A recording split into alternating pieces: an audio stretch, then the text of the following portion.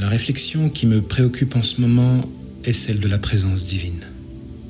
Car j'éprouve un besoin de la palper.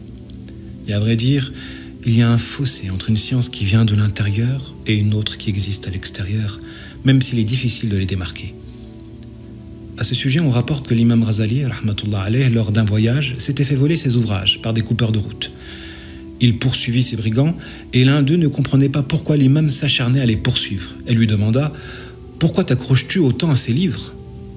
L'imam de répondre en substance « Ce sont toutes mes recherches et mes travaux qui s'y trouvent depuis des années. » Le brigand rétorqua « Comment peux-tu prétendre à la science s'il suffit de voler tes recherches pour que ta science soit volée avec elle ?»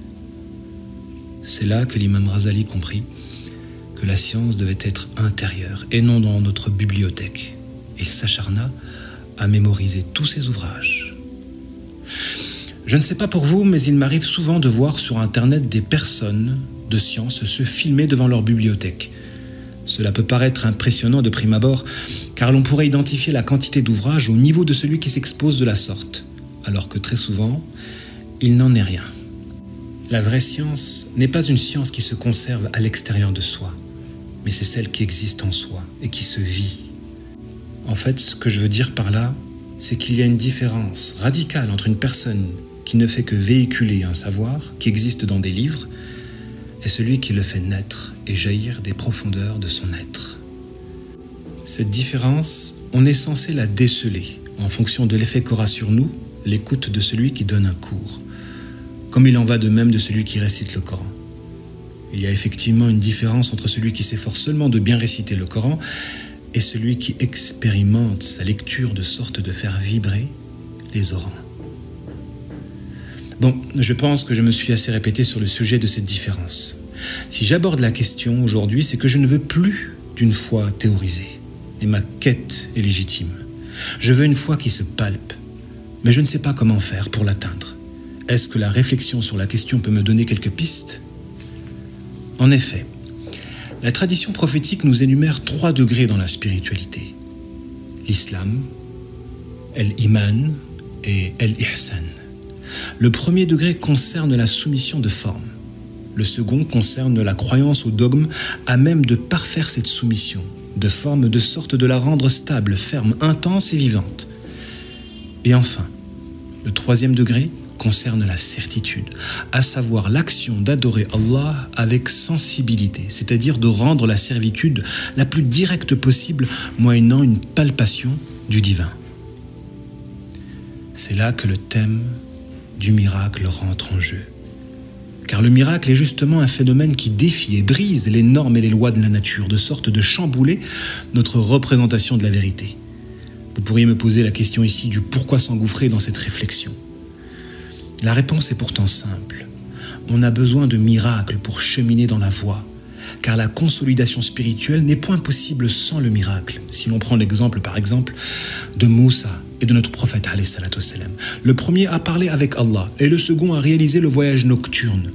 Nous sommes en droit de nous dire que si nous aurions vécu les mêmes expériences, nous aurions sans doute plus de force et d'énergie à surmonter les épreuves de notre quotidien.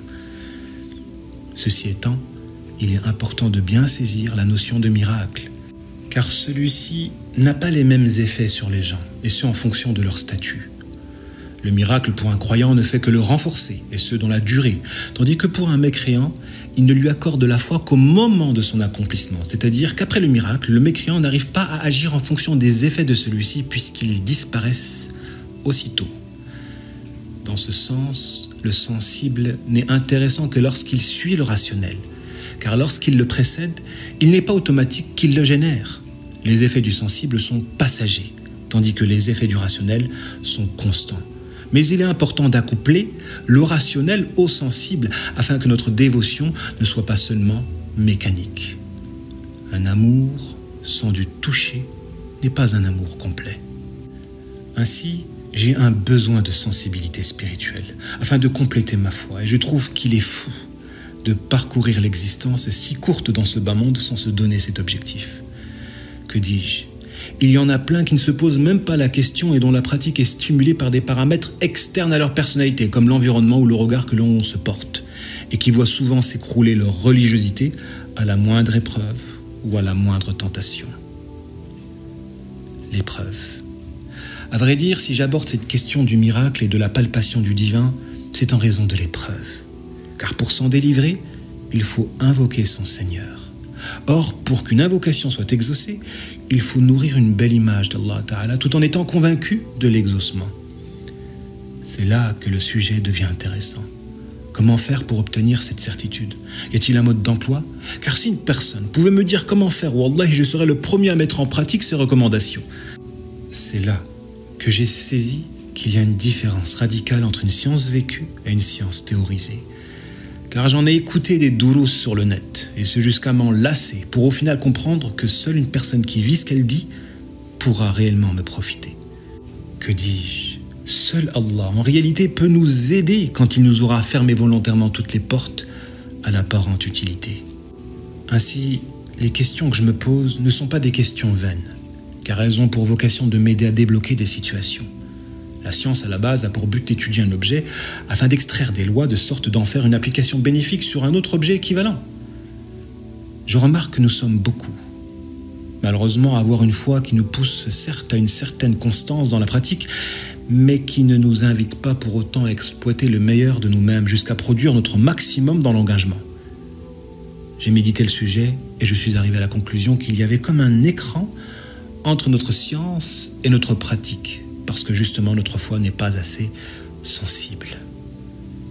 Dans ce sens, œuvrer à sensibiliser sa spiritualité peut produire des miracles dans la transformation, car la transformation est déjà en soi un miracle quand on voit d'où certaines personnes peuvent venir et ce qu'ils peuvent par la suite devenir. Mais hélas, nous vivons une époque où les traumatismes négatifs sont trop nombreux. Ces mêmes traumatismes qui nous enchaînent avec le diable comme l'inceste, l'orgasme extra-conjugal, le viol, la trahison, alors que ce sont les traumatismes positifs qui peuvent opérer une saine transformation. Or, ils sont bien rares, ces êtres spirituels à même de produire des traumatismes positifs, afin d'inverser la trajectoire négative des gens. Car il faut justement que la lumière jaillisse des profondeurs de l'être, et surtout qu'elle ne soit pas entravée ou obstruée si l'on tient à ce qu'elle puisse redonner la vie à un cœur mort. À partir de là, je comprends que tout est une question de juste représentation des choses, et que cette justesse se mesure aux émotions qui en découlent, car la sensibilité peut nous pousser justement à altérer notre représentation vraie, de sorte d'invalider les convictions associées. C'est là que s'est dessinée la voie vers une palpation du divin. Comment n'y ai-je pas réfléchi plus tôt? Est-ce l'évidence de la simplicité qui rendait la chose complexe? L'imam Ghazali disait justement à ce propos que c'est par l'évidence de sa présence qu'Allah s'est caché.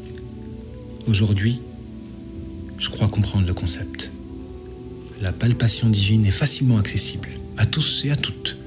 C'est juste que soit nous ne la cherchons pas, soit nous ne la cherchons pas au bon endroit.